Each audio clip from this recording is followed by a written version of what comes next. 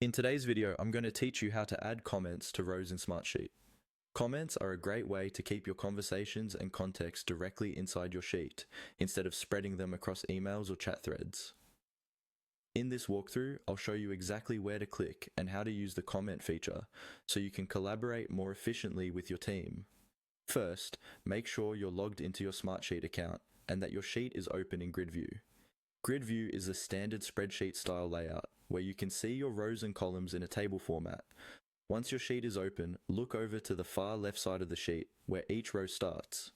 You'll notice small grey cells or indicators on the left side of each row. These are called row selectors. To start working with comments for a particular row, move your cursor to the very left-hand side of the row you want to comment on and click that corner row area. When you click there, you're essentially selecting the entire row. This makes it clear which row your comment will be attached to, so it stays connected to the right information. After selecting the row, look for the comment icon inside the cell associated with that row. In many Smartsheet layouts, the comment icon looks like a small speech bubble. You may see it appear when you hover your mouse over the cell, or it might always be visible, depending on your settings and whether comments already exist there. Once you see the comment icon, click directly on it.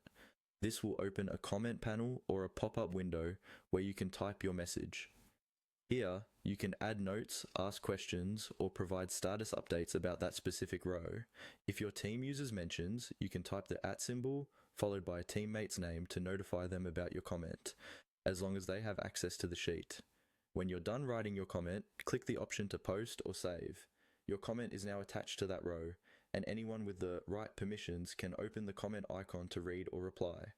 This keeps all related discussions in one place, right where the data lives.